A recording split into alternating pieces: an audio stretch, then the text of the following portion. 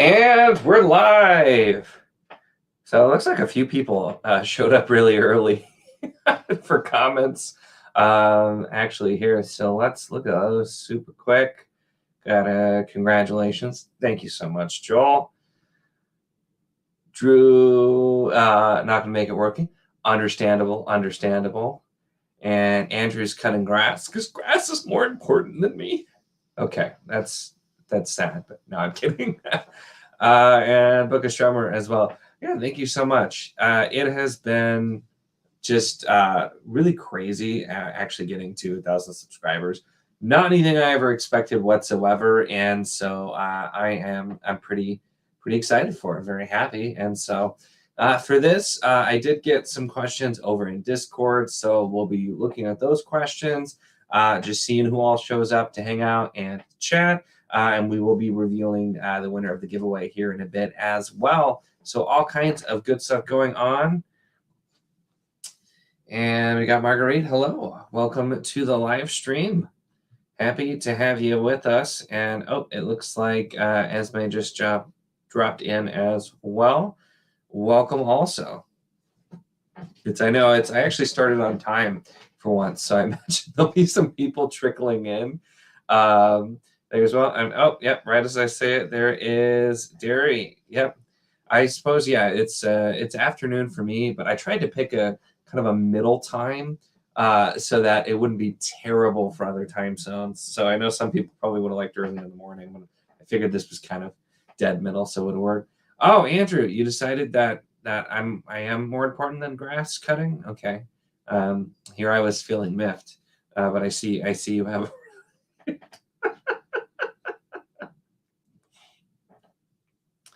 All right, so I'll jump in. And for this too, this is still pretty informal, just kind of in general to celebrate and everything. So I do have the questions. You can feel free to ask questions, comments, or just if you have general topics, things that you want me to talk about, that's completely all right as well.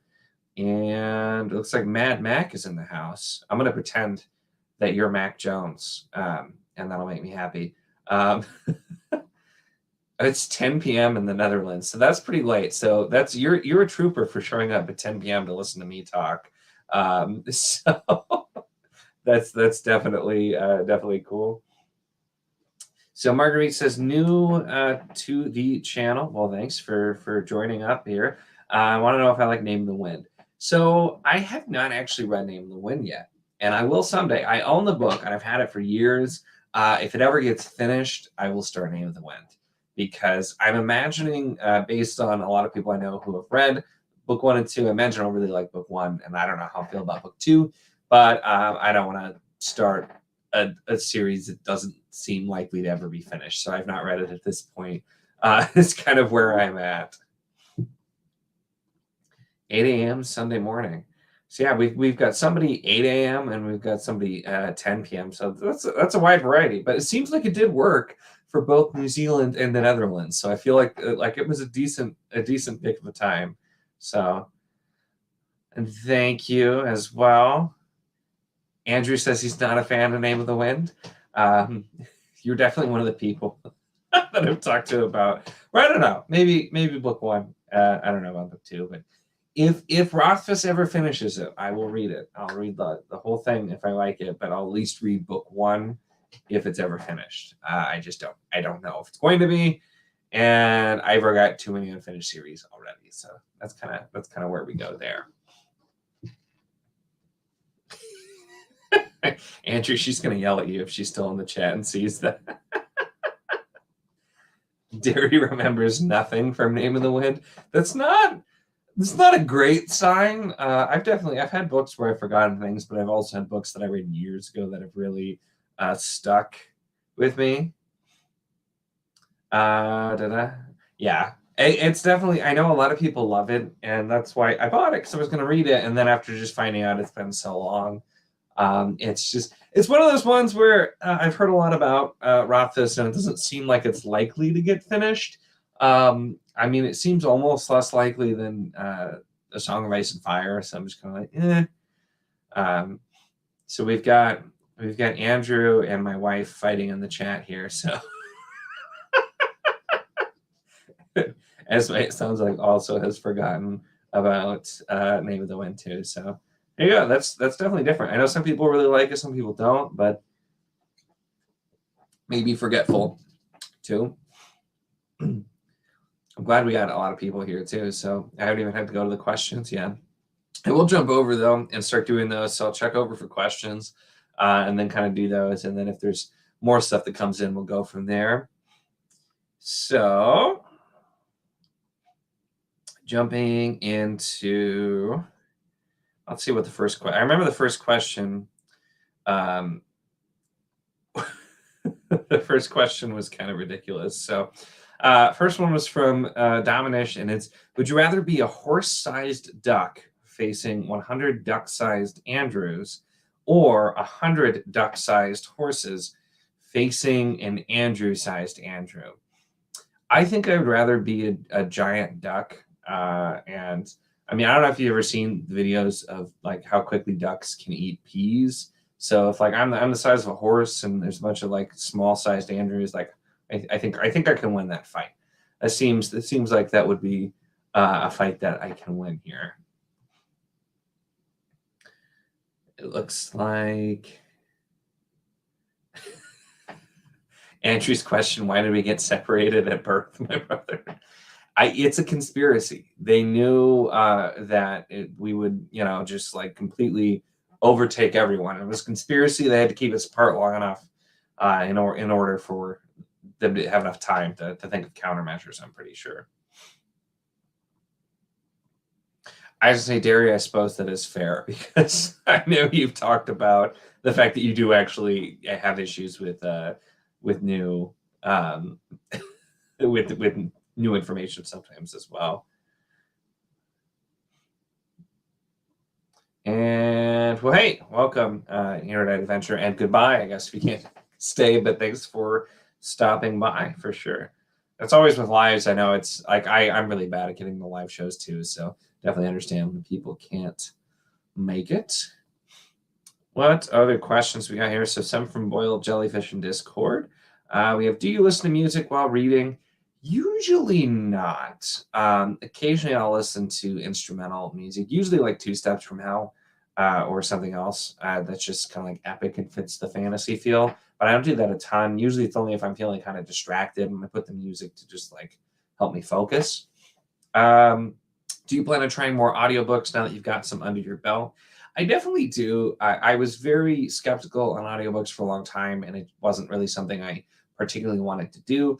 I still prefer physical reading, but I've liked it for either like, Wheel of Time, I've been doing it, which is reread, or books where there's like Project Hail Mary as an audiobook was great because it was done as kind of almost a performance with some of the bits as well. So things like that, shorter things, just extra stuff to get to, or using it to supplement when I'm reading the physical version too for like really long books when I'm behind has been nice. So I'll definitely try out some more. And then, of course, we have, if I made some boiled jellyfish, would you try it out? It doesn't sound very appetizing, but sure. If you get me some actual boiled jellyfish, I will try. I will try it for sure. Let's see what else we got here. Yeah, no, I agree. It's like we would have caused a massive black hole. It would have been really bad. So it's happened. So Andrew is much older than me. He's not that much older than me. It's a little bit. Even that is a conspiracy. Do we really know how old Andrew was? What if, he was in a coma for a bit and they just lied to him and told him how old he was? We don't know. We have no way of knowing. It could have happened that way. I think it was the duck question about being a giant duck for the interesting question from Dom. Hey, Book Reading Billy, thank you so much. Appreciate you dropping in. And then Derry loves audio for rereads. New Discworld recordings are really impressive. I do. I'm very curious to try some of those because I haven't actually read a Discworld book in a bit, and I really need to. But I feel like I've heard really good things about the new ones, and I feel like those would be very fun books where it's more, once again, feels more like a performance versus just having a book read to you. So I am interested to try those. Yeah, I know at least some of them are Michael Kramer, and I've listened to a ton of Michael Kramer between Wheel of Time and just happening to do other things he also narrated, which was kind of funny. So I feel like that could work out pretty well. Oh, that went right over my head. I completely missed that. So thanks, my bad. Andrew, you're ancient. I mean, like you really aren't that much older than me, but I feel like I'm an old man on the inside. So it's see, now you've offended Derry, Andrew. What are you doing? Crypt Keeper. So I gotta be careful. You gotta be careful with your words, people. Oh my gosh. I'm gonna jump back over for a couple of the other questions here. Still on boiled jellyfish. Who is your favorite fantasy character? That's a really hard question. I usually go with Matt from Wheel of Time by default because it's my favorite series and my favorite character from the series. But I love all kinds of characters, so it does get really difficult. For more recent reads, Fitz is definitely in that list because I love Fitz, and also from Crown of Stars, I really liked the character Elaine, and that part too, which Elaine reminded me of Fitz at some points, and I think that's why I liked the character so much for sure. Oh, hey Brandon, I haven't seen you on a video in a long time. Thank you so much. So Brandon is actually one of the people who like I talked to because I know in real life, and I talked to about the YouTube channel and kept encouraging me to actually do the channel. So very fitting for you to show up for the 1,000 subscribers. Never thought that would happen. Andrew was born in the year of our Lord 1102 and actually an ancient wizard. Interesting. Interesting. So wait a minute. If you were born that far, are you saying that I also was, or did you like? Are you the reason we were separated at birth? Did you manipulate time magic? This conspiracy is all coming out now. All coming out now. Derry, that does not surprise me whatsoever. And I have to say too, yeah, that's where like I went with my default, but I'm like Fitz is. I don't think I've ever like felt so much for a character other than Fitz. So absolutely get that. Yeah, if we're going animal companion too, Night Eyes is toppest of the tiers. Um, all is forgiven from the ancient wizard. I love Darrow and Rin. Oh boy, that's I Darrow was worse for me, but I think that's it was just I really didn't like Darrow. Didn't like Rin either, but Darrow drove me absolutely nuts. Okay, so we have favorite fantasy creature. Let's see, that's a really hard one too. I usually would go with dragons as a default, but I've read a lot of like other stuff where it's dragons that I didn't like as much, and so there's a lot of good ones as well. I'll say that they're in Crown of Stars. There were, if they count as a creature, because they're somewhat humanoid, but there's a race of like kind of creatures called the Ica, which were super cool, especially finding out more backstory there. So that was something newer and like different than I hadn't seen before that I really liked as well. I was waiting for somebody to mention griffins. I know everybody's big on griffins. I still need to read Tiago's book. I have it on Kindle, and I do plan to read it. And it's definitely something that I'm planning to. It's all about Orthos. I don't know who Orthos is. I mean, I feel like I'm missing something. Fire turtle or griffin. Fire turtle sounds pretty cool too. Does the Great Atuan count as a fantasy creature? Guess maybe I should answer that as well. Oh man, there's so many good ones, and I like books that I like getting the classic type of creatures as well. But it's also cool when you like switch it up, adventure your own, do something new. There's just so many different cool ones.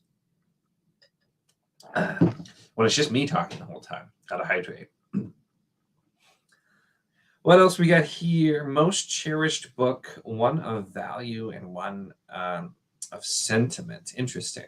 So I should have planned ahead so I could actually go get some. But for value, the books that I own, I have the original set Now, complete of the Brandon Sanderson leatherbound, so those are probably the most expensive books that I own. I also love what you can just see here, my illustrated Farseer books, which are absolutely beautiful. And then I have a couple of Mark Lawrence special editions here.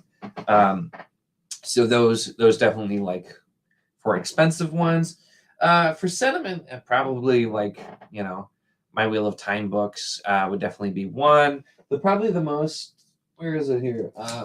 The book with like the most sentiment would be the Predating Chronicles, because I tracked this down and it took me a while to find this copy that had all of them, so that I didn't have to get individual hardcovers. Because you can find like really cheap old paperbacks, but I'm like, yeah. But I read at least one of these stories, if not all of them. I couldn't remember for sure, when I was like really, really little, like 6 years old. And they had them at the school library, and I read them. And it was the earliest fantasy I ever read. And I think, although I started reading fantasy, now I can't get it back on the shelf. We're just going to set it over here. I started reading fantasy like way after that. But that was like the first fantasy I ever read and I really enjoyed.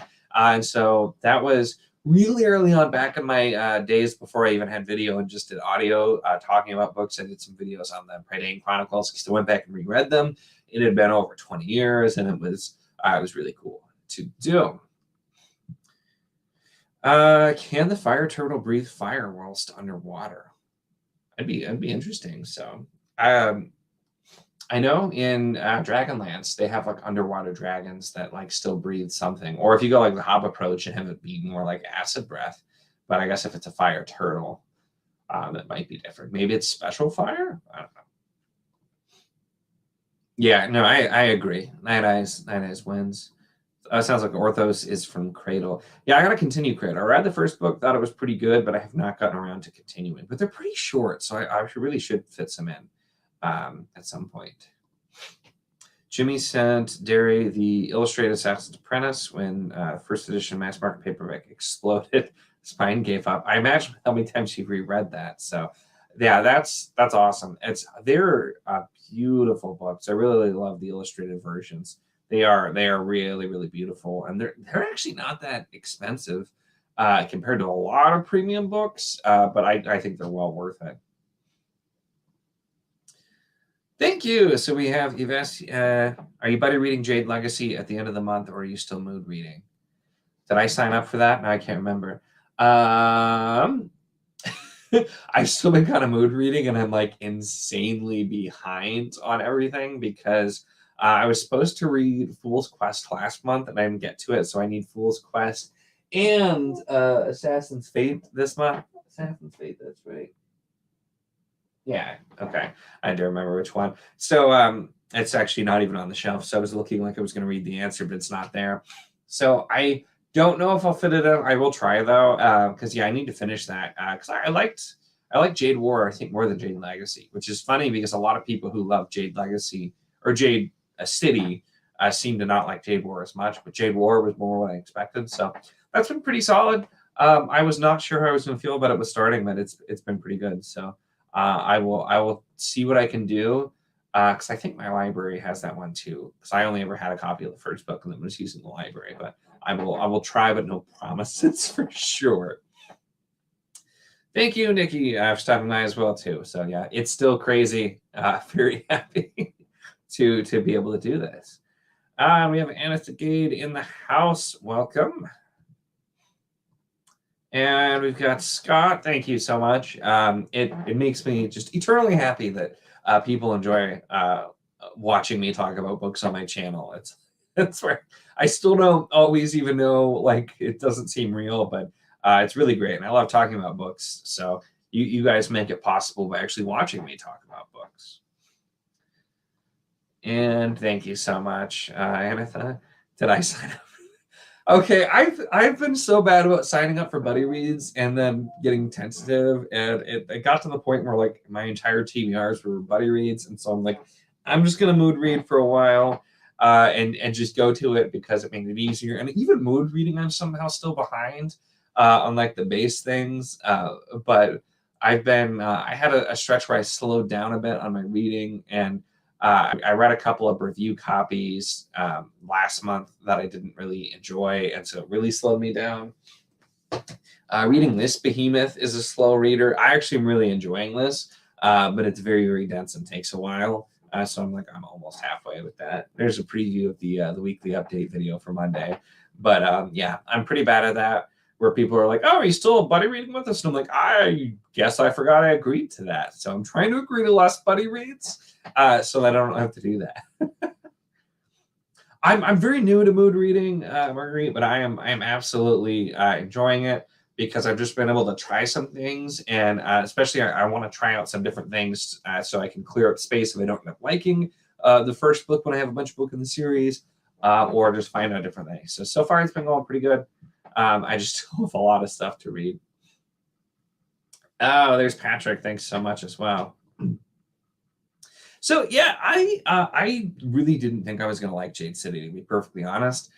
Because of the description of it, I'm just like, it doesn't sound like it's for me. I thought it was pretty good. I think I gave it like 3.5 stars. So kind of a middle. I thought it was pretty good. Wasn't a huge fan. And Jade War was a bit more what I was expecting. And so I think I gave that 4 stars, which was going to surprise me. I had some people, I know a lot of people love it. And I had some other people think I was going to hate it and rant about it. And there were some things I didn't like for sure, and some issues with it. But I thought it was pretty solid.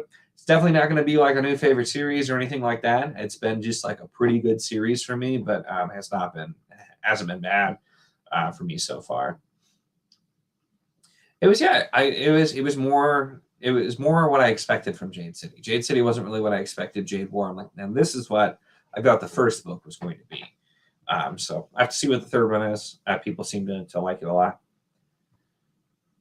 Mood reading with the occasional buddy reading thrown in. Yeah, that's what I'm trying to get better at. It's that keyword occasional buddy reading. I'm still really bad about agreeing to way too many buddy reads for sure.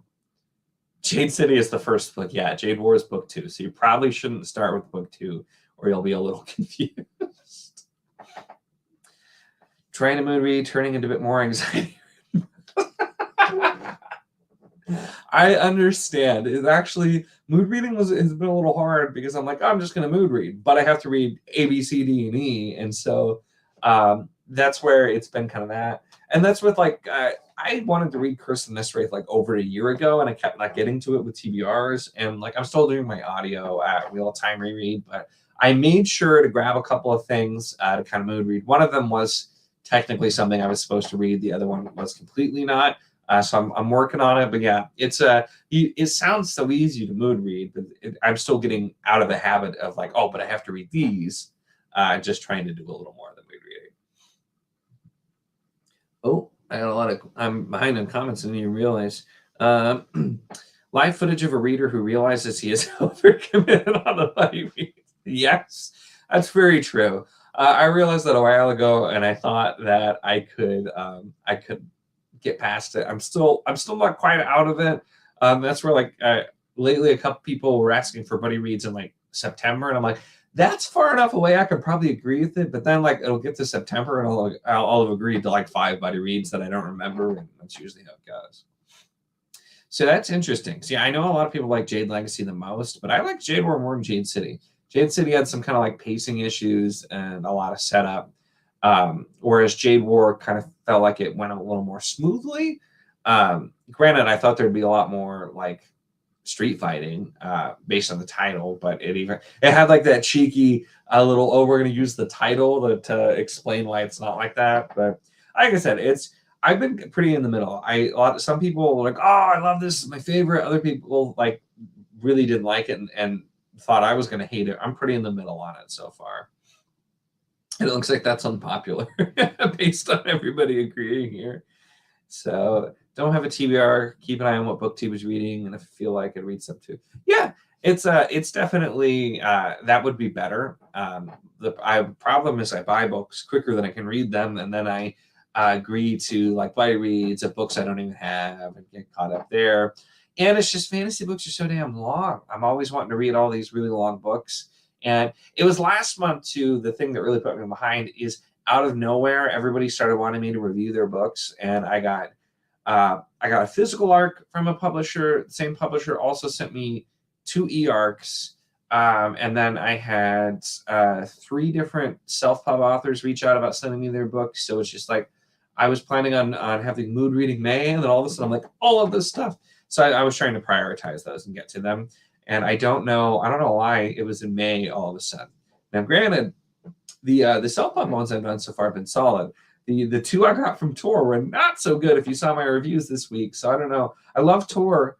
They're a publisher that I really I really enjoy. They did, the Wheel of Time, Sanders stuff, a lot of stuff I read, but the last 2 were not great for me. And so maybe they may not want to send me anymore. I don't know if they're going to be angry that I didn't give good reviews. So you're eating but listening. So I'm honored. I appreciate it. So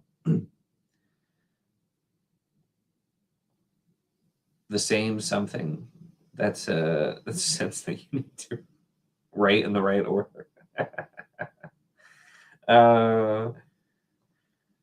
Hey, welcome, Fictional Escapist. Thank you for stopping by, and thanks, for the congratulations.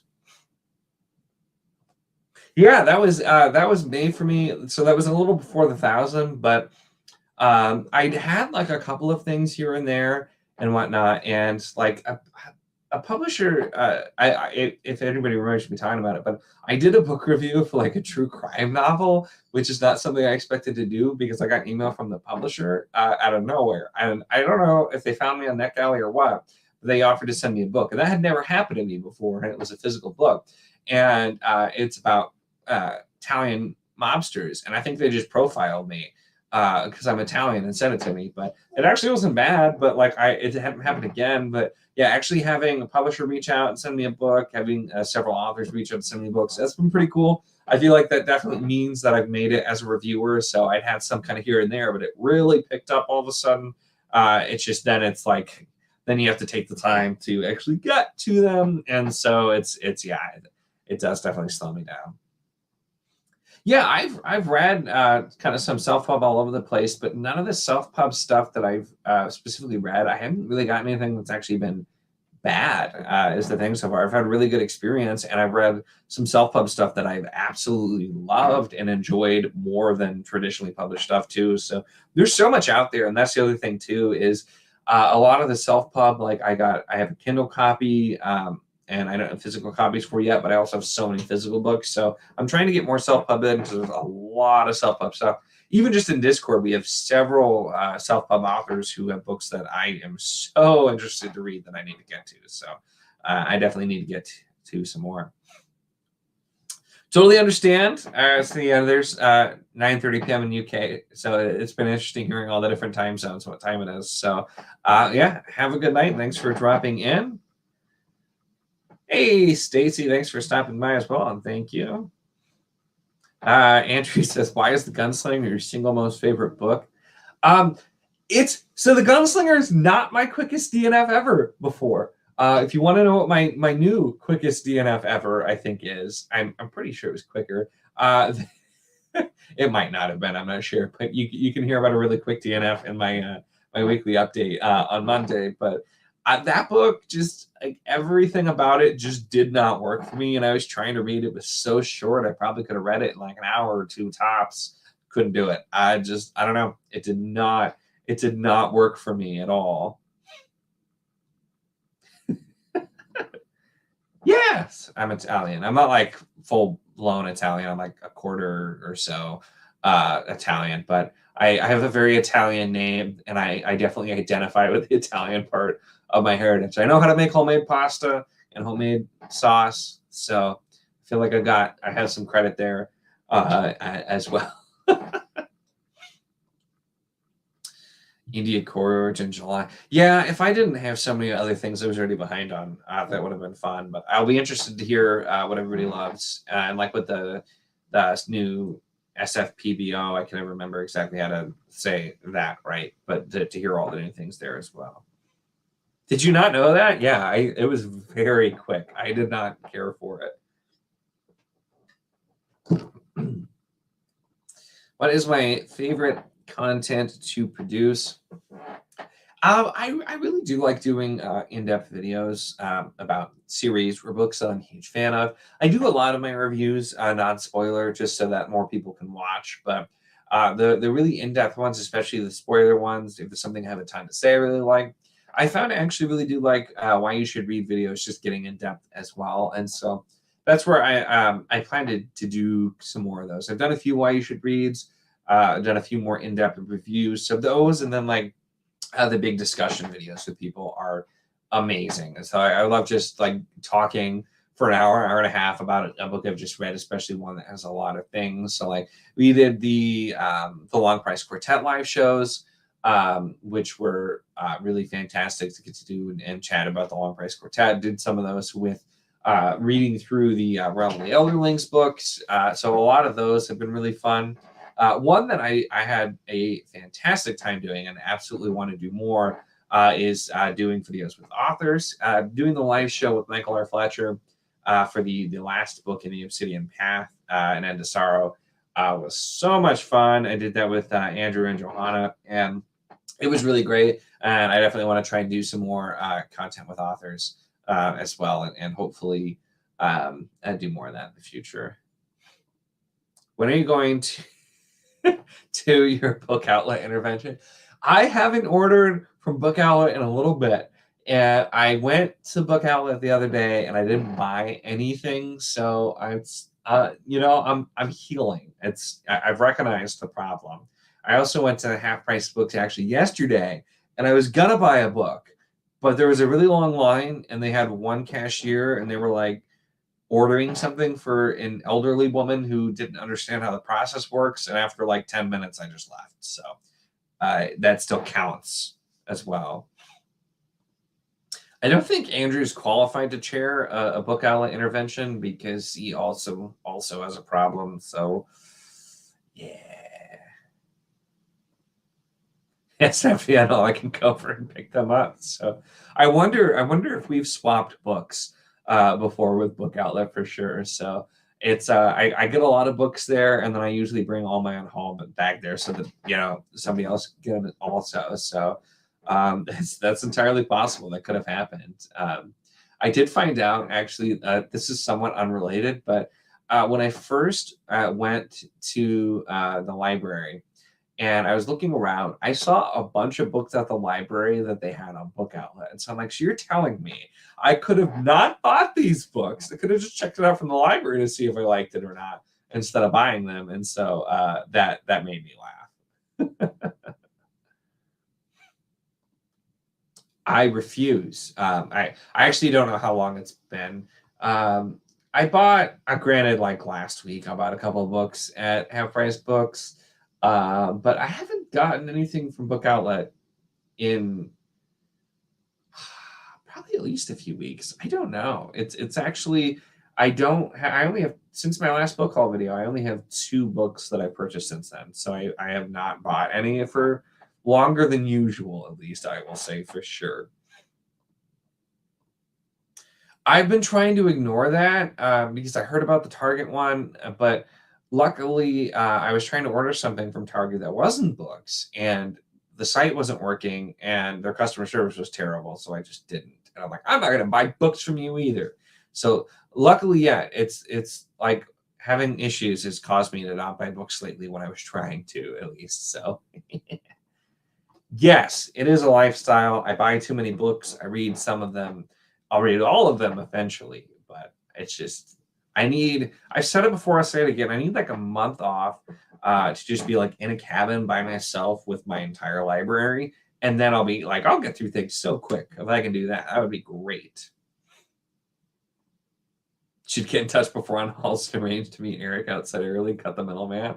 Like I probably could. So as I just found out, he's actually nearby in my area here recently. But it's like I've joked before. So Eric, if you have you read and brought any Neil Gaiman to Half Price Books? So I've joked before that somebody near me reads a lot of Gaiman and either doesn't like it or gets rid of it as soon as they read it, because I've gotten a ton of that there. So it could be. Amen, Andrew. Yeah, book buying is a lifestyle. So library, amazing, especially for like ebooks and audiobooks. And so I did actually when I went in to renew my card, because I'd had a library card years ago, but I hadn't for a while. They just assumed I was there so I could get the Libby app, and they seemed surprised when I went to go look at the books, the physical books there. And I have used it for both audio and ebooks so far, but I've also checked out I checked out the Jade War from there, Trader's Blade from there, Best of Kate Elliott from there. So I did get a few things from there as well. Yeah, Libby is pretty cool. I didn't know about that before, and it's been pretty helpful. Have you ever bought a book at half price that you might have dropped off in the past? Oh boy, I don't think so. There was definitely a book I brought there, and then I see it, and I've been tempted to get it again, but I'm like, I can't, because I never read it. It was just one I kind of unhauled on a whim because I was trying to make some space. But I could see that happening if the time had been long enough, for sure. But I don't think I've accidentally bought the same book twice. I've done it on Book Outlet, where I've gotten a book on Book Outlet not realizing I'd already gotten that book. So I definitely have done that, at least, for sure. Spend a month alone in a cabin with my books, and I can't guarantee that I'll work. Okay, that's a really good point, Esme. I don't know if I could re-assimilate in society after something like that at all. So, ordered 2 extra books from Book Outlet last month because I saw them in your hall. I'm sorry, but you're welcome. Yeah, there's that's happened to me a lot of times too. Is the problem is like somebody will be like, oh, this is on Book Outlet, or I'll check and I'll find something. And I've been guilty of doing it too.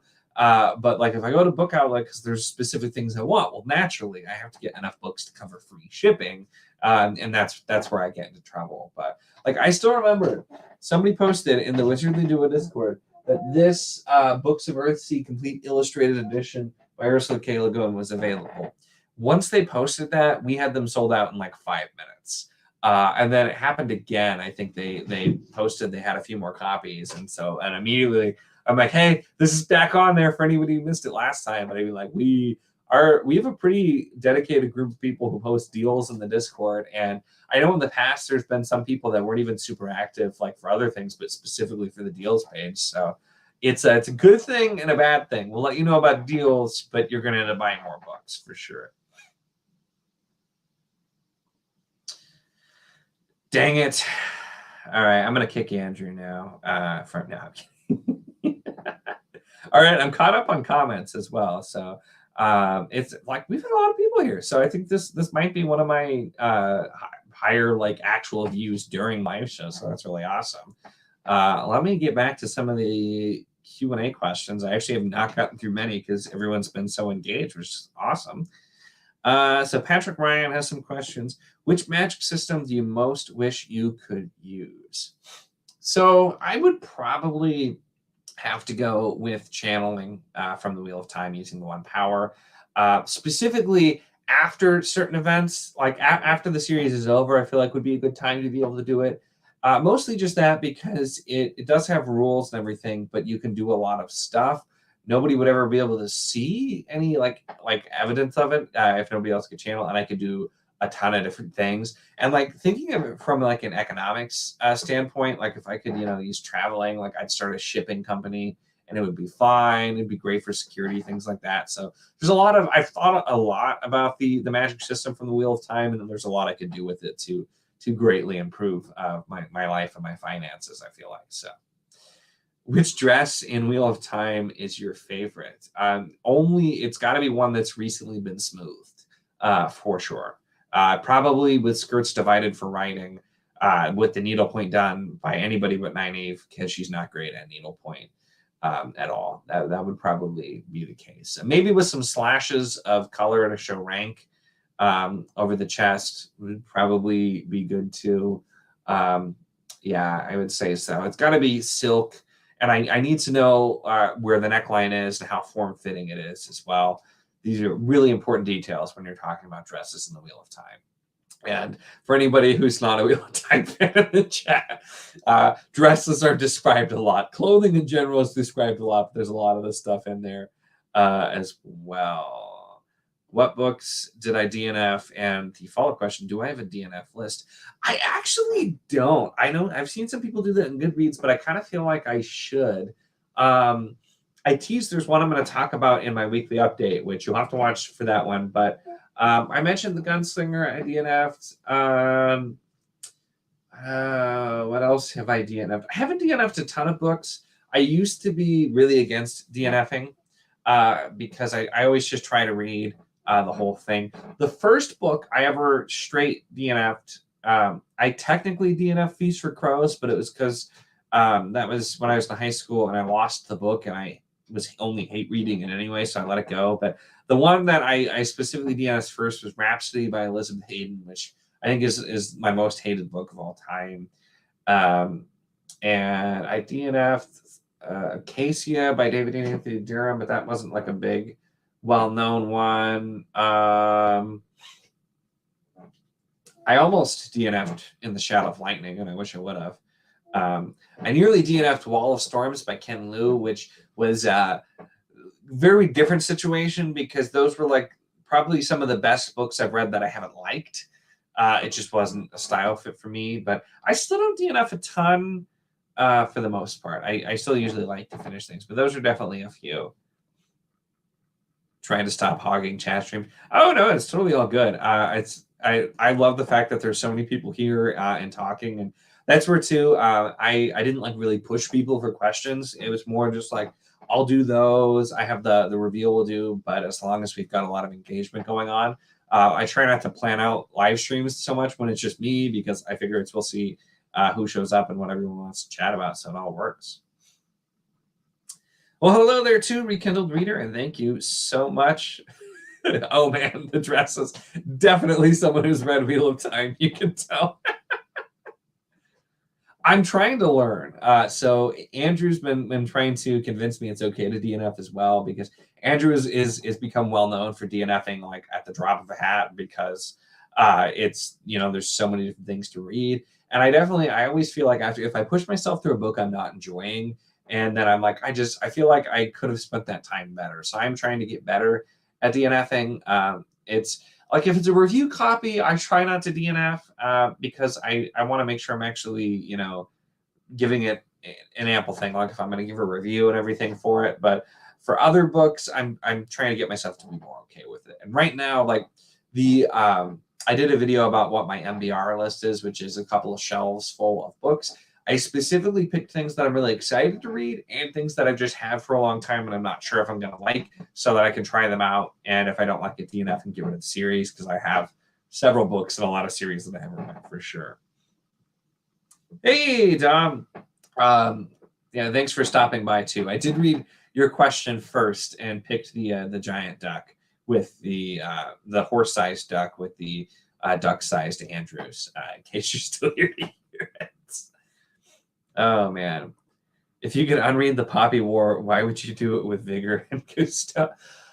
I would. I hate read that book, and it literally put me in a reading slump because I hated it so much. I tried to read like 3 different books that I still haven't gotten back to at the time because I just was in such a slump from it. But that's when I read Ocean at the End of the Lane, which broke me out of it, and I really loved that book. So I feel like that was the net positive.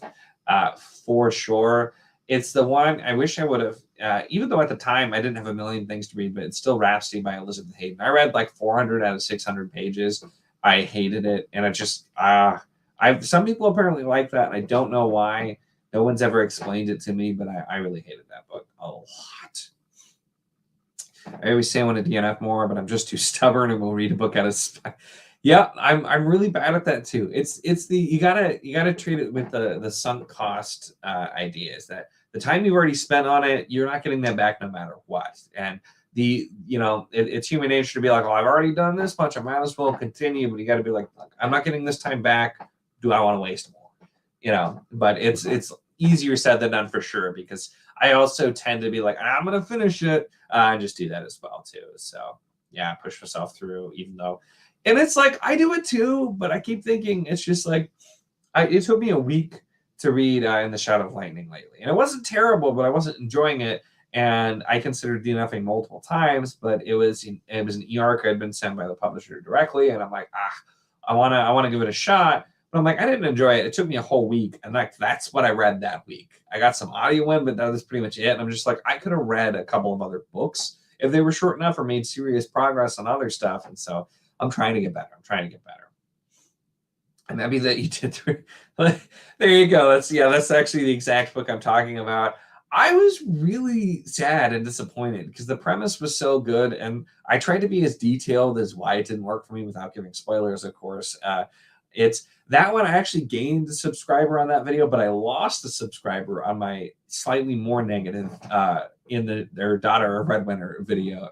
So several people I know, I had in another Discord, I posted that, several people who were really excited about it, like, oh my gosh, I'm really sad to hear this, because they were really excited. It was like, hey, other people may like it, but it's just like I try to explain what worked and didn't work for me so that you can decide if you think you're going to have similar problems and hopefully not have to struggle to read a book if you're going to have the same thing as well. So I cannot disagree with that, because I finally just couldn't do it anymore in book 3. I didn't like the first book. I wanted the DNF in the second book. I got talked into continuing book 3. I'm just like, I can't. It just kept over and over doing things that I had already not liked about in the first. So like, yeah, that was a rough one for me too. And I tried to push through, and I didn't as well. And one DNF before, that was Liza Locke Lamora. Read it again a few months later. Yeah, so the thing is, I read Liza Locke Lamora years ago. Like, I don't remember exactly how many years, but I had the books for a really long time. It was like many years before I ever even thought of, starting a YouTube channel for talking about books, or even knew BookTube as a thing. And I'd heard good things about it, just like kind of like through the grapevine from people, and I loved it. That was my like go-to best debut answer for a long time. And granted, I've seen a lot of really good debuts now that I've read more too, but I loved it, and I enjoyed the next 2 books as well. And then I started hearing on BookTube that apparently a lot of people didn't like it. I'm like, oh, I thought it was really good. And so it's one I know a lot of people, it takes a while to get into because it is kind of weird. So I definitely get it. 50% is my cutoff for DNF. If I'm making that far, I'm finishing that sucker. I just speed up audio that. Yeah, I feel like, and that's the thing too, is like for me, it's not cut and dry when I stop. Like, should I give it to 50%, 30? If I get past that point, like continue. And it kind of is case by case for me. I feel like there's no hard rule, and that's why I don't do it a ton. But I'm trying to do it a little bit more, just to give myself more time. I find I can DNF when there's a specific thing bothering me, but if it's just meh, I tend to only notice I didn't enjoy it. Yeah, I do feel like sometimes for meh things, too, it's like I don't feel like I have a real reason, like, oh, I don't like this at all. It's just like, this is kind of okay. So I feel like sometimes those books are harder to DNF. God Emperor of Dune halfway through for 10 years, started on history. Hey, sometimes it happens too. And I've only had books where I've started reading it and I'm like, I'm not feeling this right now, but I'm not willing to give it up in general. And sometimes it's just not the right time for that book. I think can definitely happen as well, for sure. Struggle the Bitter Twins. Read almost half of it. Reading book 3 now. Yeah, it's if you didn't like Bitter Twins, book 3 is going to just do the same thing. It really did. It's kind of predictable where it's going, but all of my complaints I had really continued, except some things actually got worse. So that's where some people, I know there are people who like the series, but I feel like if you're not enjoying yourself and you're waiting for it to get better, it's not going to, because all the things you're not enjoying are going to continue.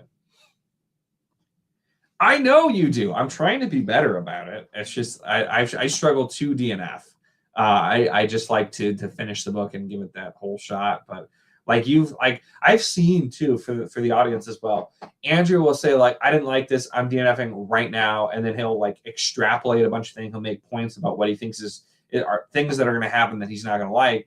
And like this happened with In the Shadow of Lightning. He did DNF to like 18%. All of his complaints continued. I finished it. I'm like, yeah, no, yeah, you were right to DNF because everything that you were complaining and thinking was going to go wrong did. So, yep.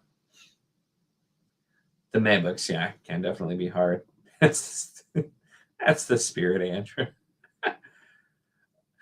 Okay, so Priory, I do feel like it was pretty nitpicky why you DNF'd, but I read like the first 100 pages and then I put it down because I went on vacation. And after months, I just had no motivation to pick it back up. So I finally got rid of it. But apparently it's really valuable to half price books because they actually gave me pretty good trade in and it was gone immediately when I brought it there. Usually DNF super fast and then after the fact you agree with me. Yeah, it is true. It really, really is true. Things that the UDNF that I'm also reading, I'm typically not going to like either. So as soon as the book becomes May, my brain takes that as permission to go hog wild, tearing apart. I know it's time to DNF when that happens before it gets ugly. Yeah, it's fair. It's fair for sure. I've been loving the not for now concept because there are definitely books I think I could love, just not that particular one. Yeah, that's really true as well. So like an example, and I haven't gotten back to it yet, but I started Never Die by Rob J. Hayes, and I just wasn't feeling it. I didn't have any like specific complaints. It's just for some reason at the time I'm like, I don't really feel like reading this right now. And so definitely planning to get back to it. Wasn't going to unhaul it or anything, but it's just at the time it wasn't working for me. And sometimes that can be the case where it's just like, I'm not in the mood for this right now. And so sometimes trying something different can make a big difference too. I had that happening where I was reading, while I was reading Jade War and either Grace of Kings or Wall of Storms, I was reading those. I was reading something else. I wasn't feeling anything and I was going kind of slow. And then I did Project Hail Mary, something completely different on audio. That helped. I'm like, okay. And when I went back, I enjoyed both books a lot more than I had been for sure. I didn't have to brain fluff last month, Romance YA to read because the MC was ridiculously petty. I figured I'd open up with that in real life. I'm not going to choose it. Fair enough. Fair enough. Yeah, if you don't like a character and they're just obnoxious, like if I like annoying teenage characters, I don't care if it's a boy or girl, but annoying bratty teenage characters will annoy the heck out of me really quickly, and so it's usually a pretty good red flag. Julian Reese put it beautifully for me. The only books you can ever really DNF are books you haven't finished before you die. Hey, that's definitely fair. There are very few things that I've DNF'd that I'm like, I will never try again. Very, very few. It's unless I absolutely hated my time there, I'm not going to. But that's what I'm trying to get better. Just like, I'd rather read something else sometimes. So Station 11 last year. I don't know Station 11, but hey, Drew is back. Here to give you a view friend working. Oh, you're still working, running the back. Well, I appreciate it. That definitely, I'm sure, helps with all of the algorithm-y stuff in that way as well. I was just going to say I caught up, and then 2 comments come in. DNF Thriller, Stewart's first sentence. I mean, that's petty, but I absolutely love it. If the opening line is already like, nah, like that's probably a good choice to not read for sure. The same thing. So we got a lot of agreeing going on here. All right. There you go. Yeah, I was going to say, Orconomics anyway, after you talked to her, he DNF'd repeatedly and then ended up loving the ending. So that's all right. It's a try sometimes. And that's why, like, even if I give a negative review for a book or I say I DNF a book, I always say, hey, let me know if you disagree or if you think it gets better and why, because it just didn't work for me at the time, or maybe there's a specific reason certain things are being done. I definitely read books where I didn't really like things that were being done, but they served a purpose. And so I think that can absolutely make a difference as well. All right, I'm going to try and get through some more questions here and let the chat get back out of control. And then pretty soon we should probably reveal the winner for the stream. I know people are probably looking forward to that. So we're still on Patrick Ryan. Who would you put on your Mount Rushmore of animal companions? Oh, God, that's not an easy question. Night Eyes is on there for sure. Probably Kantaga from Memory, Sorrow, and Thorn. How about we go all wolves? Hopper from Wheel of Time will go there. What's another wolf? Well, it was Storm from Faithful and Fallen. There we go. I'm gonna go with wolves so I don't have to think about it. Are there any books or series you loved when you read them but are afraid to reread because you think they won't be as good as you remember? Yeah, that can definitely happen. Like I mentioned earlier in the stream, the Predating Chronicles, I was terrified that was going to happen. And while they're children's books, so they're a bit simplistic and there are definitely some issues, I still actually like them a lot. That happened with Dragonlance Chronicles. I had reread it once and still pretty much enjoyed it, but then rereading it again, I'm like, oh boy, no, there are a lot of problems here. And I have some other books a few things that I wanted to reread from when I was younger. Like I found randomly the Barnabas Trilogy in the fourth book, which I've never read, which I liked those when I was a kid, and so I might give those a shot. But I do worry about that. I'm like, am I going to enjoy these if I actually go back and read? I don't know. So it's definitely pretty iffy. But yeah, I think those are some. Otherwise, I don't know if there's a lot else otherwise of like books that I want to reread too. Like I read the first Wizard of Earthsea when I was really young. I loved the first one, and then I never read the second for some reason. But I imagine I'll still enjoy that. But so there's that, and yeah, a few other things. I'd be interested to try some things I read when I was younger, just to see what I think about them now. How many unread books do you physically own? I probably own 300-ish books, and I think when I looked before, like I don't know, maybe 60% of them are unread. It's a lot. I'm kind of pulling those numbers up with guesses, but it's a lot. Which book or series would you like to be a side character in? That's Patrick Ryan with the thought-provoking questions. They're not easy enough to answer. I mean, most fantasy series, I don't feel like it would be great. I'd probably go with like Discworld, just because the side characters, like I'd probably die in a horrible way, but I feel like it would be funny. And so, if you're going to go out, might as well go out fun. And last question from that group here. Do you read any books outside of science fiction, fantasy? If so, what are some of your favorites? I will admit, I don't read a ton out of sci-fi fantasy, although like one of my favorite just novels of all time is Count of Monte Cristo, which I really loved. And I like the Three Musketeers too, and still need to read the rest of those books though at some point. So those are definitely some. I'm trying to remember now what else. I have read other things outside of that, but that is the mostly what I read, just because that's always what I've enjoyed. And so I tend to kind of stick with that for the most part. I've read some other like historical fiction too. I've read obviously some nonfiction books before, but I tend to stick more so to that. I do have a bunch of classics I've gotten that I do want to try out as well, because I haven't read a ton of classics. So I definitely will get to some more. Cover by that ended up being a new favorite. Ooh.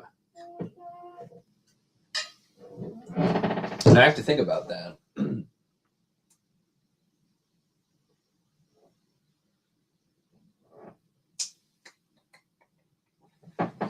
I have a lot of cover buys that I haven't read yet. So I don't know if this counts, but one of the big ones that was technically a cover buy, it was more so because of the designs were interesting. And then looking at these books, the covers were actually quite bad, but I was so intrigued by the design of the cover of Crown of Stars is why I originally picked it up. I had never heard of it. I had never heard of Kate Elliott, but I grabbed it just specifically because of that. So that made it pretty cool that just happened to work out. I'm trying to think. Otherwise, out of like some favorites, things that I picked up just for the cover, and usually like I'll pick up a book if it looks interesting and go that route. But I'm gonna go with that answer for now here. As a plot reader, I struggle to DNF slower books that aren't grabbing me because I never know if the ending will pick up and have enough payoff to make. Yeah, I mean that's the thing too. Because I hate to DNF and I'm like, oh, the end is so much better, and so it's definitely things like that make it harder.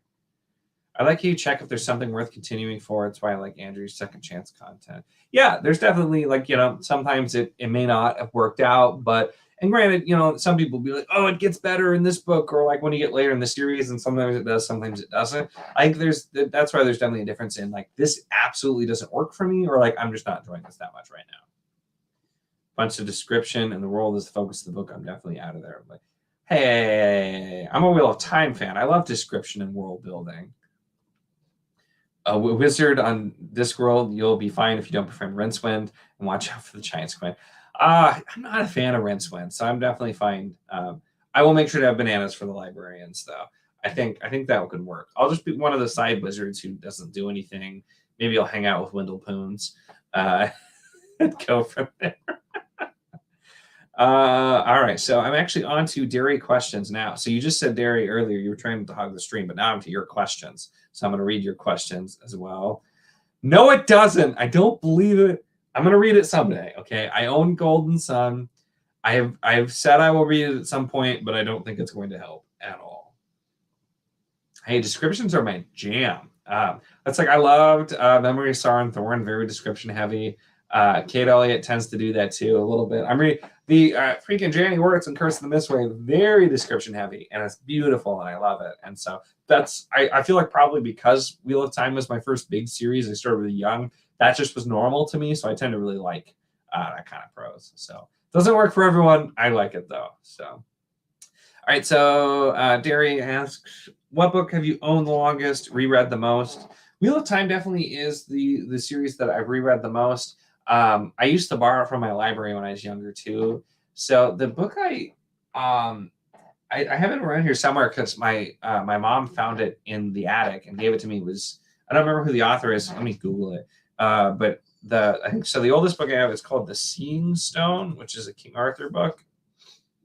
And it's by Kevin Crossley Holland, I think is currently the book I've had the longest, technically. I didn't have it in my possession, but it was a book from when I was a kid, for sure. So, well, thanks for stopping by. I was gonna say, I know it is pretty late for you. So yeah, thanks so much for showing up as well here too. Why am I so mean to Stephen King? Are you watching? I wonder if he's not live anymore. I was gonna say, I haven't been talking about Stephen King for a bit here. It's just he's one of those authors that I just don't think is necessarily for me, but I'll try some more at some point. Is there a book you wish an author hadn't written? Derry, yes, it's called The Rainwild Chronicles, and especially the first two. If you could bring one author back from the dead to write one book, who would it be, and what do you want them to write? Now that is hard. I think I could cheat though and say Robert Jordan and have him write A Memory of Light, because he always said even if you had to carry it around in a wheelbarrow, it was going to be one book. Just because I do think Sanderson did a good job with it, but I'd love to see the ending as Jordan wanted to write it. But I would just love, like, if Robert Jordan, I'd love to have him back and just writing books, because I would keep reading Wheel of Time, nothing else, for like as long as he's writing it, I would keep doing it. So for sure. From Strange Mentality Paper, what are your thoughts on schools banning books? Unfortunately, this is happening all over Texas. I'm generally anti-banning books. I think it's usually dumb. Like, I mean, if there's a legitimate reason to like not have certain books available for certain age groups, that makes sense. Like, obviously you don't want like explicit books for children, but just the general banning of books, I feel like it's usually dumb. So for sure. That was definitely a bit tongue in cheek. I'm not saying like I don't want it to exist at all. It just was it wasn't a good time for me. But the like a book I just wish hadn't been written. I mean, that would mostly just be a book I actually hate. So that was more in jest for sure. It did, yeah. It's just I really didn't enjoy it, and I never thought I'd have that with a Hobb book, and so it made me sad. Make GRM 30 years younger and increase his writing speed. I was going to say you might have to wait for him to die and then bring him back to actually finish the series, for sure. But that definitely would make sense. She's probably ready for bed as well. Can't believe an hour has flown by already. Oh my gosh, it has been an hour. I did not realize as well. Well, yeah, have a good rest of your night as well, Esme. Definitely understand. This has really flown by for me as well. So surely there's enough fan money out there to fund research for that. There you go. Then the Kickstarter to figure out how to make George R.R. Martin younger and write faster will definitely be the Sanderson one for sure. Another Patrick Ryan one. What's a book you love but hate the cover? We were just talking about this, and I still got to say it's Prince of Dogs. I think this is a terrible cover. I loved this book. This is book 2 in Crown of Stars. So the first book I really enjoyed, and I loved this book. This book, like technically written wise, is probably the best book in the series. I just felt like every bit of description, every like scene transition was absolutely perfect. It was fantastic. It's not my favorite book, but it was just written so well, like so technically well. And it was a great book, and it was 5 stars for me. But I don't like this cover at all. Guys, stop making me pull books off my shelf. I can't fix them right now because I'm live. It's bad. Like there are other ones that are also bad. Like this one is also pretty bad. We're just gonna show all of the credit stars ones.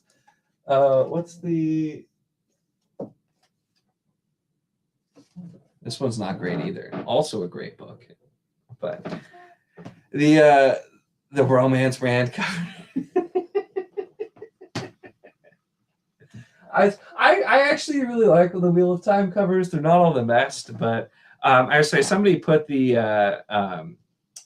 some like other copies we just were doing in Discord in the question of the day, and apparently the audiobook covers for the series are even worse somehow, which is hard to believe. But I don't like the covers. I love the series though. It was a really great series. So it's one of those things for sure. If you were on Who Wants to Be a Millionaire, which 3 booktubers would you pick as your possible phone a friend options?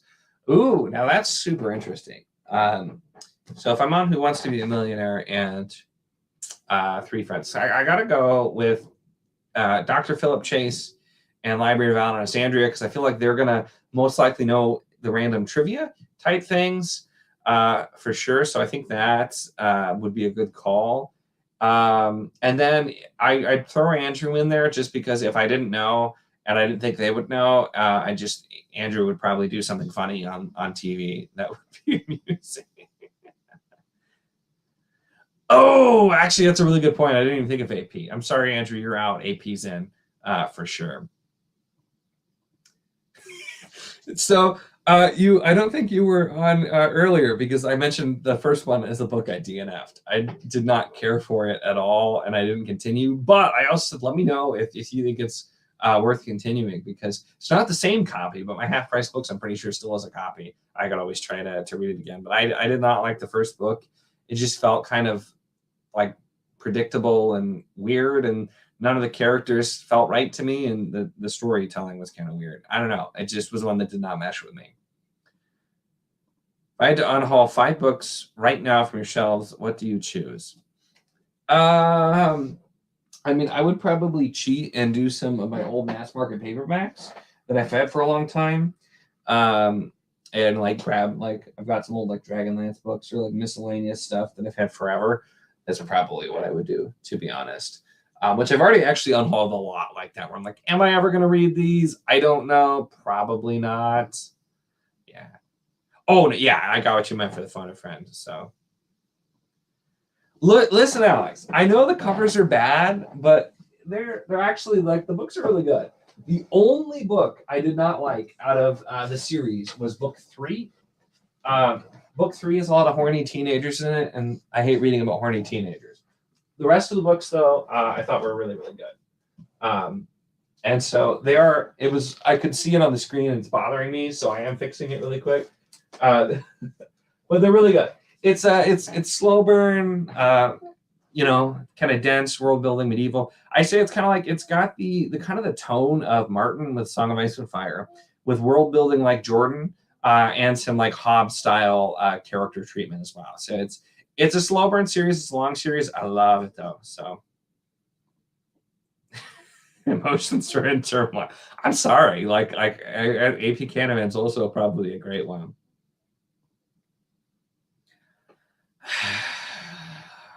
I still have it around here somewhere. I don't know where it is, but I said I'd read it eventually. Micronapping, Andrew. Micronapping. Okay. All right. I think that's just about it. It isn't for all the questions. Okay. So, wait a minute. Are you going to hop on the Berserk train? So, okay. The funny thing is, I don't really like I don't really do anime or like manga a whole lot, but I'm gonna have to move for a minute because recently I don't have most of them up yet. You can see actually this is one which is kind of small to see. Recently a viewer reached out to Andrew and I in Discord and sent us a bunch of like cool 3D printed things, that being one, and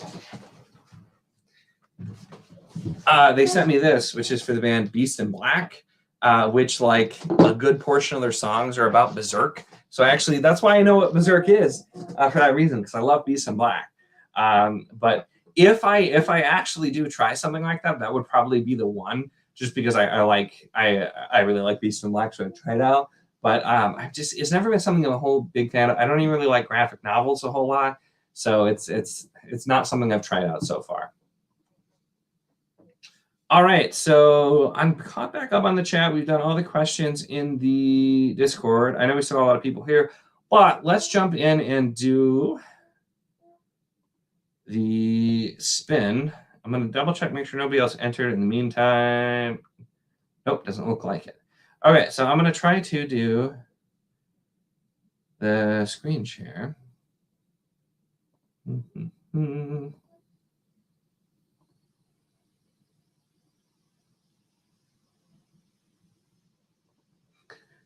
It's telling me it's I'm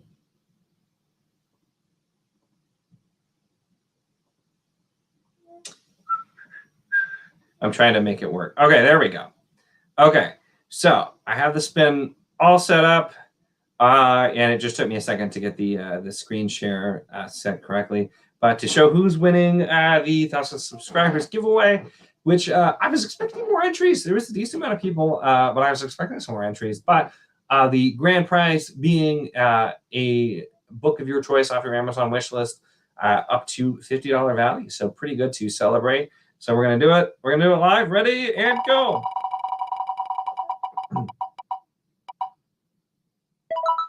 And Dominish is the winner of the giveaway. So I know he was here earlier and is not here. I love you for fan lighting the screen for me. Okay, that might be the comment of the stream right there. I love that. So Dominish is the winner. So Dominish, I'll be in contact with you. I want to turn the screen share back off here. So congratulations on that as well. So there we go. We have revealed the winner, and that means I'm gonna have to figure out how to do the Amazon UK for his wish list. I know. So thanks everybody for entering in that as well, for submitting questions and hanging out. So we've still where were we supposed to? That was the I had the video, which was the June weekly update number 2, where I talked about the live stream and the giveaway part there. I did share it as like a community post too, so you had to go into the Discord and post the screenshot for that one as well. So that was how that giveaway worked. Which I do plan on doing another one in the somewhat near future. So there will be more chances for that. It's usually, that's what I do, is like the post a screenshot showing you liked the video and all that, and put it in Discord. It's really easy to track that way. So it's we have the channel contest one in Discord that is out there. Yeah, everybody was competing, trying to find the most humorous screenshot of me as well, which was definitely interesting. There were some good ones, which is, I feel like, an added bonus of just seeing who can make the most ridiculous part there too. So that always makes it fun. Yeah, no, I imagine there's going to be a lot of people like, wait, what? I completely missed this. So I normally, so I'll try in the future too to make sure there's a bigger gap, because this was a shorter time frame. It was like a little less than a week. So it was, I wasn't expecting to hit 1,000 so quickly. And then a couple of people, people in Discord realized I was so close, and everybody was like, oh, we got to do this. And a couple people pushed on Twitter. So I got to 1,000 closer than I was expecting. And so I'm like, crap, I got to scramble and set up the giveaway and everything. And I did it a little bit quick, but I definitely will be doing one at some point in the future as well. So I think it'll all work out. There will be more. We have the fake fans. I feel like it's with my videos too. I was gonna make a specific video for it, but I did it with the weekly update because I paired it because I didn't have a ton of updates for the weekly update. But I think a little more time, like. It's, a lot of people see the video right off the bat, but like there's some people too that I think like definitely saw the video and didn't enter, so I don't know. Maybe just forgot. I know I always forget about things. as well. So I did one time I want to give away that I didn't remember entering. So that was pretty cool though. But it's definitely one of those things as well. So I might I might try to change it, make it a little easier for next time too. Maybe like just have you comment or something. I'll have to see.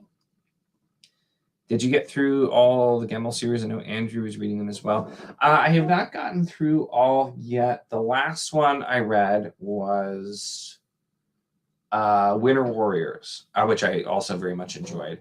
So I have... Now I'm going to have to Goodreads it. I'm trying to remember. I think Winter Warriors is the last one in chronological order, and I was reading them in publication order at first. So I read Legend, King Beyond the Gate, but then I kept going chronologically. So did Quest for Lost Heroes and Winter Warriors. So yeah, now I need to go back and read Waylander 2, and like the other ones like that, which I definitely will be continuing. I really been loving Drenai. It's been one of those things too where it was just kind of random finds. I was able to get a few of them at Half Price Books. We did a buddy read for Legend in the Discord, which was like our second buddy read ever, I think. Really surprisingly, I was surprised by how much I enjoyed it. King Beyond the Gate, I really enjoyed. And then Quest for Lost Heroes is still my favorite so far. Winter Warriors was really great. Quest for Lost Heroes was fantastic. I mean, it's totally fine. Even Andrew entered this one too. I told Andrew that even though I'm doing it live, I felt like people would think we were cheating if he won somehow, even though I have no control over the wheel. But it's all good. It's maybe it was the same thing, but it's like it's where contest is generally for everyone, so it's totally good. Someone did say Gamel. I perked him up from C. I don't know how to say your name, but that was the wrong comment too. Gamel. There we go. Yeah. I have been enjoying Gamel. I need to do more. I switched to, so I don't know, Severab, am I saying that somewhat right? I hope so. But I started doing some on audio, and I'm trying to remember the name of the narrator. But it's like an older British man, and his voices are fantastic, especially for like the gruff characters. And I absolutely loved him. Sean Barrett. So if you haven't tried the audio for Drenai, so good. Absolutely loved it. And they're short books, and so normally I read them physically, but I was having so much fun with the audio and that narrator. Fun at dinner. Thanks for stopping by, Stacy. Oh, hey, Safina. I figured you'd by at some point. Thanks so much as well. Is this maybe was saying Sean Barrett? That could be. That's why I never find Gemmel at half price. I am sorry. I definitely did. All the ones I have are from Half Price Books. I got pretty lucky. I did not take Donaldson Gap Cycle, though. I did get the first Thomas Covenant trilogy there, which I passed along to Andrew. The funny thing was I got the A Man Rides Through in the Mirror of Her Dreams at Half Price Books in Indiana, because our Half Price Books only ever had the second one. So I ended up getting it there as well. But it's, I haven't gotten a ton of mass market paperbacks there for a while, but I feel like I've given back too. I brought a lot of good stuff there too.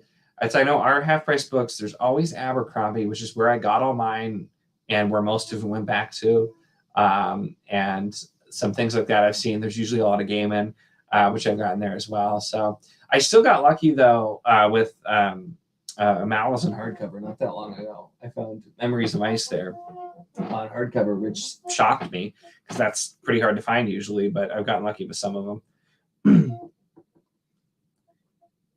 Camel is summoning word. Yeah, it's that's we both were starting to read at the same time, and he went back and was doing a different order than I was, because I kept going chronologically, and I think he kept going publication. So we both read some different ones. Both really enjoyed them for sure. Currently reading, I'm still working on finishing Curse of the Mistwraith. I have like an hour left of Fires of Heaven right now, and then I've started a couple of other things here or there, but that's mostly what I got going on. I still got it. I was going to film my weekly update before this, but I haven't gotten around to it yet, so I'll have to probably do that after. Favorite Robin Hobb books? That's a difficult question. My gosh. I picked Fool's Fate, the third book in Tawny Man Trilogy, as my favorite book of the year last year. So that probably has to go on there. Otherwise, Royal Assassin was my favorite from the Farseer, even though I loved Assassin's Quest as well. But Royal Assassin, I love Fool's Fate. And then I've only read the first book in Fitz and the Fool so far, so I need to get through those. But those were absolutely great. I've always said the first 200 pages of Fool's Errand are probably my favorite Hobb passage I have read. I just loved them so much. So that's really hard to narrate or to pick. Because I absolutely just love.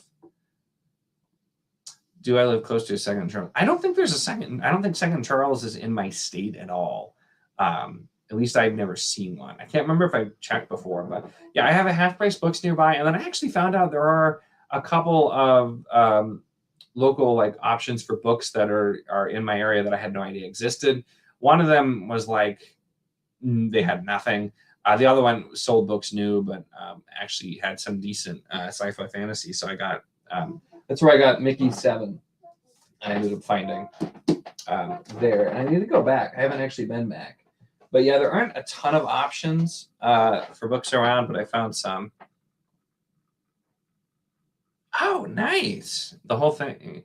You have to let me know how that is, because I still want to finish Thomas Covenant, but I'm interested to try more Donaldson after that as well. But yeah, sometimes you just got to go, and I find you just got to go look around. I don't have a ton around me, but I definitely like to check regularly. I'll have to see. So yeah, I'm so interested to see. I know Andrew's reading the last Fitz in the Fool right now, and he's told me a little bit about it, not spoilers or anything with it. So I'm really interested to see how it will come up with. Hey, we got Alvin here. So as I say, if it counts, I mentioned earlier, The Count of Monte Cristo is probably just my favorite single standalone novel. So that's usually my go-to. And I mean, it's historical fiction, so I don't think counts as fantasy. So that's usually what I go with. If we're going other than that, more recently, I read the Nightmareland Chronicles by Daniel Barnett. Loved it. And the first book still holds a special place. The sixth book, Lily, though, was just so good. So that'd be something else. And I haven't read a lot of horror, so I'm trying out a little bit more there as well. And then with sci-fi, I've been trying out some more too, doing some different things there. For sci-fi, Project Hail Mary, which Project Hail Mary took me by surprise because I had really heard no one say anything bad about it. But it's one of my favorite books of the year so far, and it very likely will stay there. I loved that book. So also reasons why I need to try more sci-fi too. I wasn't going to say it, Andrew, because I didn't know if you wanted Derry to yell at you. But yeah, that's what I was talking about. So I'll be interested to see how I feel, because I did love that first book in Fitz and the Fool. It did a lot. And like I said, the prologue and the epilogue, I absolutely loved how they set and ended the book. And I liked the book too, but just those parts really drew me in and crushed me with just those small bits. Yeah. I was gonna say I've heard that be pretty common for people who really love the series. I think for people who are kind of casual fans or just okay on it would probably be why? But if you really love it, that seems to be pretty common. I feel like that with Wheel of Time. It's hard sometimes for me to remember, besides right now doing the reread, what plots happen in what book, because it's just kind of one story for me. So I imagine that'll happen a little bit too. The Realm of the Eldlings is a little bit more segmented, at least for the series, so I feel like that helps. Really like Covenant if you can make it through the first half of Faust Bane. So I got it from Half Price Books. I got a box set that I had for a long time, and I sent to Andrew because he sent me these hardcovers he got of it. Reading Lord Faust Bane, I was reading it, and I just the first half. I'm just the things that happen, and I'm just why was this written the way that it is? pages. I'm like, why did this need to happen? I actually loved the real world like leprosy bits, but once we get to land, I'm like, so I read it and I'm like, this was written very well, but I'm just like, I don't know how I feel about this. And I read book 2 and I was like, oh, that's why we did this. Like, it is going to be, you know, everything is going to come back. And I'm like, okay, this is really good. And then I read the 3rd book and I'm just like, holy crap. And the 3rd book I thought was like damn near flawless. It's still not like one of my favorites of all time. Well, actually, you know, it was on the list. I think it made the top 10. So I guess it technically is in the top 10 for now. But it blew my mind with how well everything came back together. So I really enjoyed it. Is that that is Shattered Sands. It's right there. So, oh gosh, I have like 3 out of the 5 books and not including that one. But yeah, definitely hit me up because I have several of those books. So that counts as a series I need to start and figure out if I want to continue. So sorry, I just saw the next comment. So I can tell if I want to go. The area with I don't yell Nico. I feel disappointed. I haven't even read it yet to decide if I agree with Andrew, but I'll have to see. But I think I'm going to enjoy it no matter what. And even despite Andrew's complaint, he's like, yeah, it's only a 4.75 for me, I think is what he said earlier. So like, it's still with a Hobb book. I feel like even a Hobb book that's less good is still like rated on a higher weight. Like when I rate Realm of the Elderling books, I'm rating them, comparing them to each other because usually I enjoy them so much. They're not really fair to compare to other books. So it tends to go that way for sure. Oh my gosh. We've been going. It looks like just about to hit an hour and a half here. That's been quite a while. Let's see here. Yeah, we did do. Yeah, to do all the questions here. Worst fantasy book you read? So, I've mentioned this a couple of times in the stream really early on for different things, but has to be Rhapsody by Elizabeth Hayden. It's a series. I don't think it's like crazy well known, but I do think there's people who are a fan of it. It is absolutely. I hated it so much. I absolutely hated it. It was like 600 pages long, and it's just I couldn't do it. That was the book that actually made me okay with DNFing books because it just I was like hate reading the whole thing, and that kind of broke me out of it. So hey, well, welcome, Catherine. What book or series would you recommend to somebody new to adult fantasy? No whiny or swooning teenagers, please. It's like you read my mind. I was just saying, that is one of my least favorite things in any book. I don't like whiny or teenagers or like just that kind of thing. Not my thing at all. So this is always a good question for somebody that's new to adult fantasy. Something which I thought the first book was just okay, but I think it's a good like if you're kind of trying to switch through. This is Dragon Slayer by Duncan M. Hamilton. It is a very simple, kind of familiar trope with an interesting take. Retired dragon slayers called back because there's a dragon. So it does a lot of things that will feel familiar if you've read a lot of fantasy, but won't necessarily if you haven't. So I think that's a pretty good starter. A lot of people recommend like some of, especially like the earlier Brandon Sanderson stuff, because it's kind of like halfway between YA and adult fantasy, but that just depends if you want something that's going to have like complex magic, because that's where sometimes Sanderson's not great for people who aren't used to that either. So that one's pretty good. And I know a lot of people say the Riria books. I haven't read most of them yet, but the one I did read by the author, I think would work really good for that as well. I'm trying to look around to see what else we got. See, a lot of my favorite series are super crazy long, and so they're not very good recommendations for people new to it as well. But some those I think are pretty good ones. As well, just some of that, something that's even if it's not necessarily about length, but just something that's not going to like go crazy. Sometimes the things like that. And although it is quite long, Magician by Raymond E. Feist was. I don't think too crazy, like hard to follow, but was really, really good as well. For something like that, that's a very classic fantasy feel, but that isn't going to overwhelm, would be some. Leanne rated Fool's Errand a 4.5. Yeah, that's what I'm saying. It's like Hobb books, they are kind of on their scale. Well, that's sad because I have that book and it's on my bucket list of books to read at some point. So I'll be interested to try it. I think I was going to include that in a first chapter video, but I haven't done that one yet because I didn't have time to do another first chapter video because they take a long time. Oh, are you a Rhapsody fan? Oh my gosh. First book, especially the first 100 pages, did not make a good case for itself. I can't recommend it at all, but I loved it. Okay, we need to talk about this. I legitimately, like I said, nobody has ever explained to me why they like it because I hated it. Oh my gosh, so much. Like the first 100 pages weren't great, but then like the middle was so boring and repetitive, and something really stupid happens is what finally made me put it down. But I've always been curious because I'm like, it's not like the writing itself isn't bad. I just was like bored out of my mind and it was driving me nuts. So we definitely need to talk about this because I've always been really curious, to like actually know somebody who is a big fan of it. Servant of the Empire trilogy. I haven't read it yet. I need to finish the first Rift War first and then get to it. I'm so excited because I like Janny Worth's.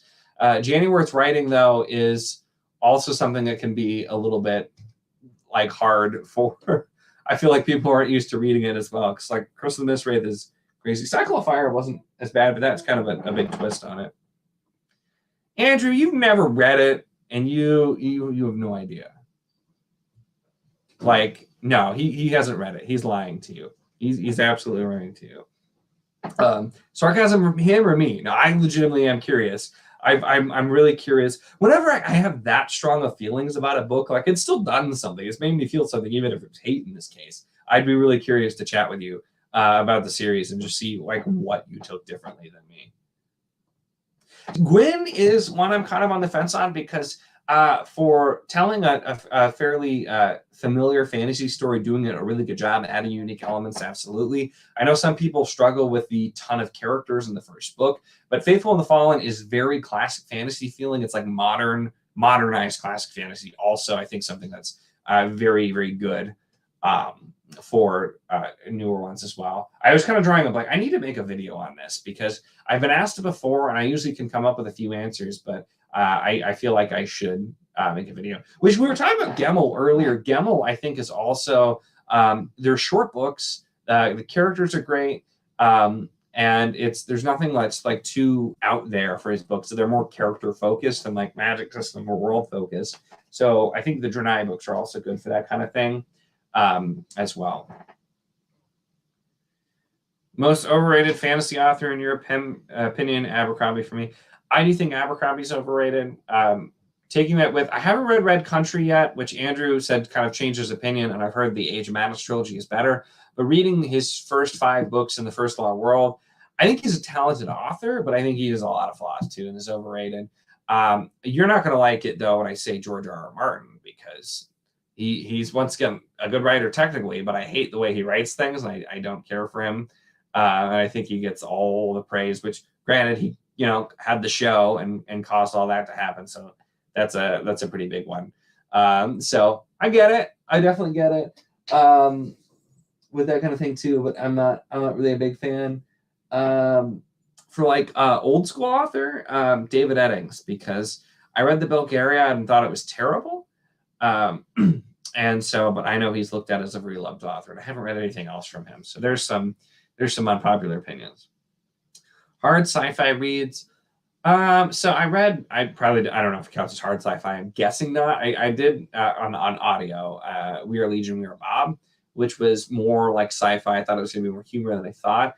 As for sci-fi that's on my might be read shelf, I have the 3 Body Problem, Lord of Light, Left Hand of Darkness. Is that all? I thought there was something else. That might be it. Those are all things that are on my my might be read list. So some of the in which I think hard sci-fi means it like really pays attention a lot to the science. So I don't know that I read a ton like that. Some of the other, like I read a couple of other classic sci-fi by Alfred Bester. The Star Is My Destination, which I really liked, even though it it had some weird stuff in it. And The Demolished Man, which was very problematic, but had some really interesting ideas. But I don't know that those count as hard sci-fi either. So I don't know that I've read anything that's like hard sci-fi or not. Reading much more forgiving, non-human side characters. Yeah, I legitimately am curious to talk with you for sure. We'll definitely have to chat on that. But yeah, no, Andrew, that was definitely sarcasm. He's not read it, and he probably won't, because he'll probably think the same thing I did with it. I think he watched my old review for it, which was scathing, but yeah. I figured you'd react that way. Yeah, I'm not a fan. I don't like his writing style. It does not work for me, and I think he gets too much credit. So that's one of my very, very unpopular opinions for sure. Yeah, absolutely. I will. Like I said, I need to work on a formal video for that and try and come up with it, because I think a lot of times the things that people recommend are not the best for like starting new for fantasy or transitioning to adult fantasy, because they're either like long or they have like really complex stuff in them, which you want something that's like, I feel like when you're new to it, something that's a little more easy, just gives you a general idea of what fantasy is going to be like. So I definitely need to make a video at some point. So thank you for the question. Yeah. Rex, for new to fantasy adult readers is hard. The less complicated series tend to be so aimed at YA. I think adult readers feel patronized, but to jump straight into others tricky. Yeah, that's kind of the thing, where that's why it's, I've seen the question. I've seen a lot of people do really good recommendations, but there's usually several that I don't necessarily agree with. It's like the same thing with like intro to fantasy. People say like, oh, Lord of the Rings. And I'm like, yeah, every fantasy reader should probably read Lord of the Rings, but that's not really the best like thing to start with, probably even for that kind of thing. So it's, I feel like it is hard, because you really finding stuff that's in the middle, or that's like a good introduction while also not like going right off the deep end, especially because I read so much huge, epic, complex fantasy, which is not stuff you want to start out with, because you start out with that, it's really overwhelming. And even when you've read a ton, like there's a lot of books that I end up enjoying are books that take a while to get used to. So definitely agree. I have the first one, which I believe is a short story collection, which I have not tried. I have not played the game either, but I actually really enjoyed the show. Season 1 was weird, but good. And season 2 I really liked. So I'm very curious to try those out, which I've heard a lot of people say the video game is the best way to consume The Witcher, which I haven't done that either, which at some point maybe I'll play. But I have the first one at least, and I am curious to try it. So yeah, Michael J. Sullivan as a starter author. That's where, like I said, I brought that up because I read one of his books, Nolan, and it felt like it'd be very good in the middle. So I absolutely believe that. I just need to actually read more of his stuff. But I think Sullivan, yeah, with the Riria and all that, I think would make sense. My favorite fantasy power couple? That's a random question. Oh my gosh.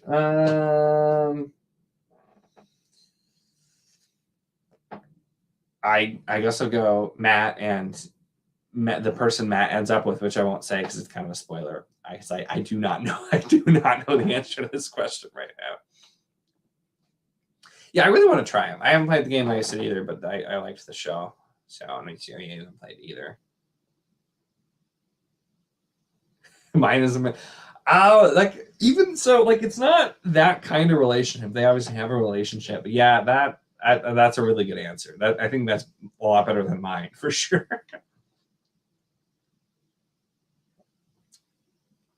So I also haven't read that yet. I have Dark Elf Trilogy that I will read at some point, but I haven't tried it yet. And that's where I was going to say something like Dragonlance, because that's also something that I read really young. And I think I enjoyed it more when I was younger. And it's very kind of basic and tropey, and so it's not necessarily the best as far as it holds up. But I feel like stuff like that, reading early on, you'll appreciate it more, and it works like that. I think that works. I still need to read this one, though. Would you rather take out to dinner me or a bookish drummer? Like, I've taken you out to dinner, so I feel like maybe it's his turn, but I mean, I have taken you out to dinner, so you already win, you know. Just realized all fiction fantasy power couples are imaginary.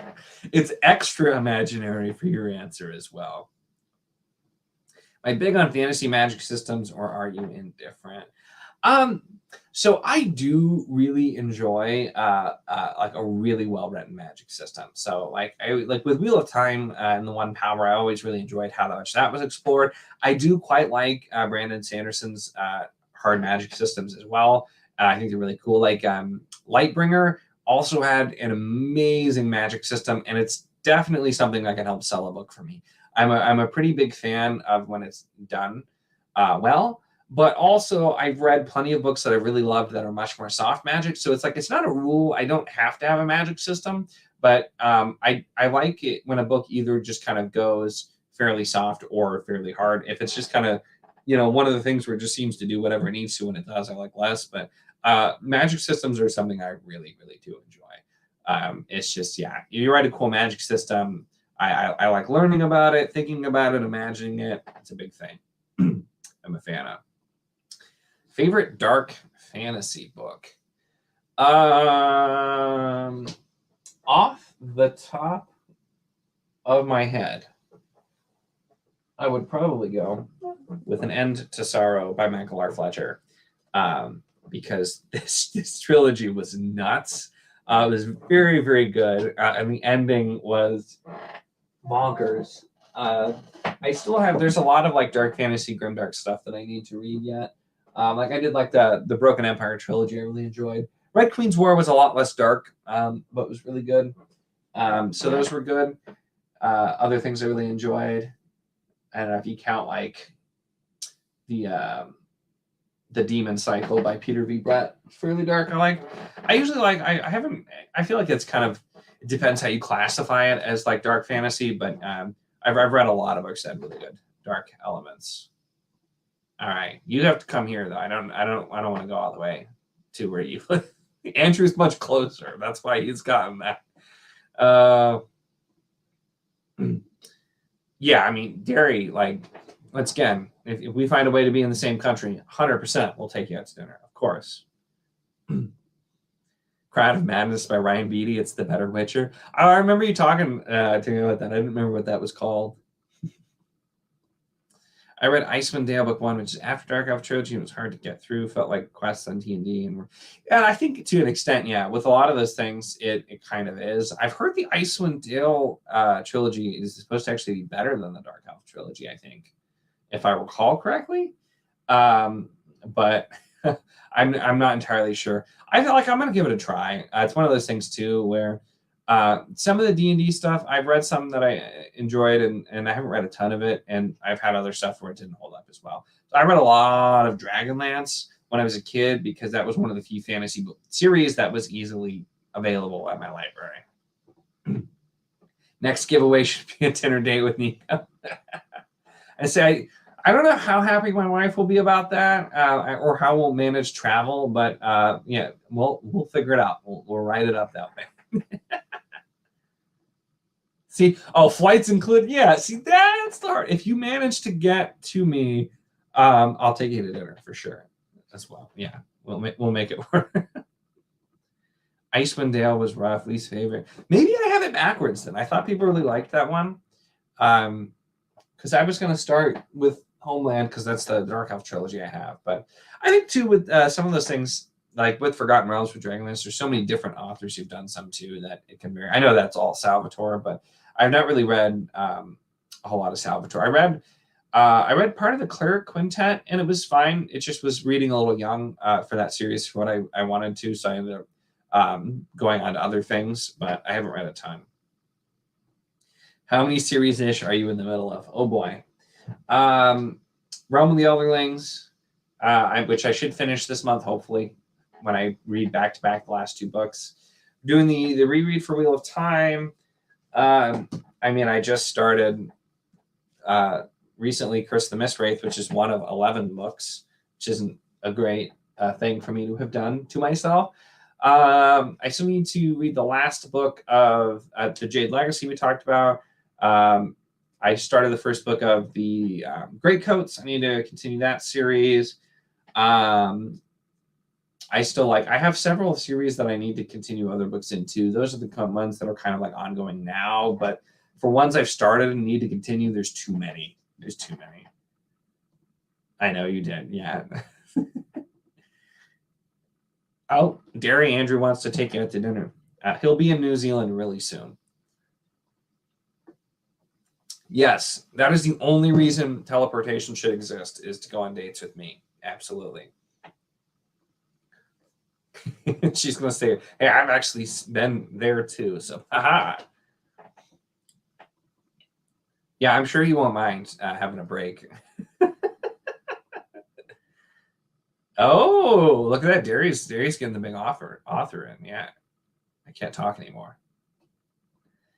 Being a mood reader annoys me, but I can't control it in the middle of 7-2. Yeah, I'm pretty bad at it too. And that's the thing, like with trying to mood read and start different series to see if I want to continue them or not. It's like if I decide I don't want to, I get to get rid of them. And if I decide I do want to, now I have even more series. So it's sometimes it's a lose-lose here for sure. All right, folks, I think we're going to be wrapping this up here pretty soon. I just realized how long this has actually been going. And so it has been a blast. I really appreciate so many people coming by. I know we had a lot of people in and out, but there's been a really solid amount of people, it looks like, here the whole time with that count. So appreciate everybody coming by and joining in. I'm still super grateful that I have 1,000 subscribers, and it's just been a ton of fun making all these videos and everything.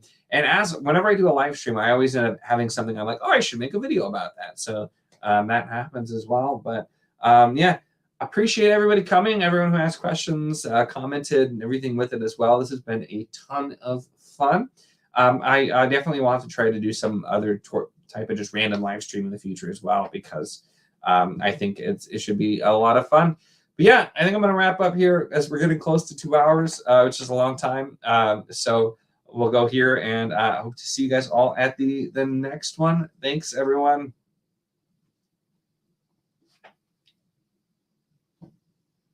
This is my ending broadcast phase.